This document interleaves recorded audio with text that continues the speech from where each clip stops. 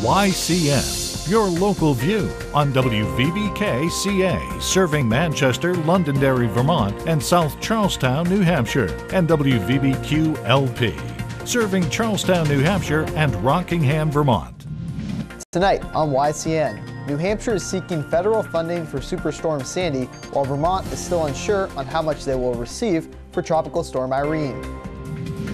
Bust out your snowboard and skis because the slopes are open. We'll tell you what mountains and how many trails.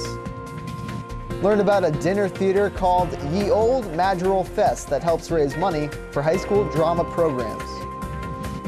Chairman for the Kearsarge Regional School District Board of Education talks with Capital Connections, John O'Connor. With more news and weather, stay tuned. It's time for YCN, your local view. Now, your daily digest of the Dartmouth-Lake Sunapee region. News, sports, weather, public affairs, and all that is happening in our area. The YCN News Hour, your local view.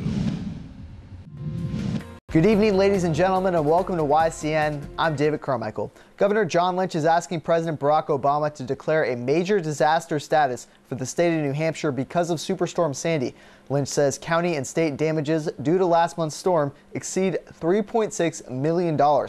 He's asking for federal funding for 5 of the hardest hit counties, Belknap, Carroll, Coos, Grafton, and Sullivan, and lesser funding for the additional 5 counties.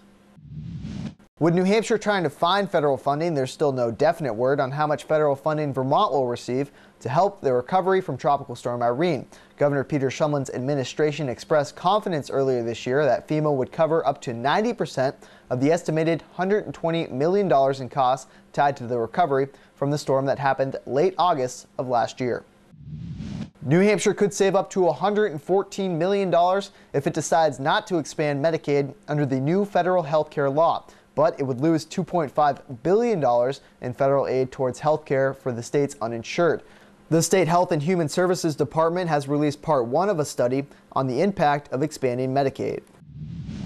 A Connecticut man has been sentenced in Vermont to more than 21 years in prison for crack cocaine and gun charges.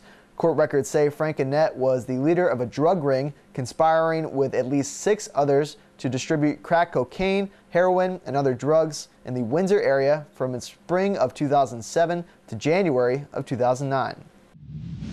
Well, there isn't any snow on the ground in much of New Hampshire, but up on the slopes, some ski areas have been making it for weeks, and a few of them are open today. Bretton Woods and Loon Mountain opened this morning about a week before the Thanksgiving holiday. At Loon Mountain, 4 trails were open starting at 9 a.m.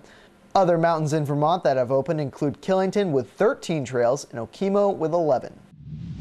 Since 1981, the Willie Para Community Giving Project has made the Christmas holiday season of thousands of Newport youngsters a little bit brighter. The program has grown from giving a few needy children that Jim Willie knew to serving over 300 children. Every Christmas season for many years, Willie would drive around the Newport and Claremont area asking businesses to donate either toys or money to the cause. When Willie passed away in 1989 of a massive heart attack, his family saw no better way to remember him than by continuing his Christmas giving project. If you're interested in volunteering to help this year with the Willie Para Community Giving Project or contribute cash, as well as badly needed wrapping paper, new gift boxes, bags, or gift tags, stop by the Petal Patch Florist and contact Donna Maher. After the break, we'll learn about New London Counseling Services with one of their employees, Michelle Wright. The YCN News Hour continues in a moment.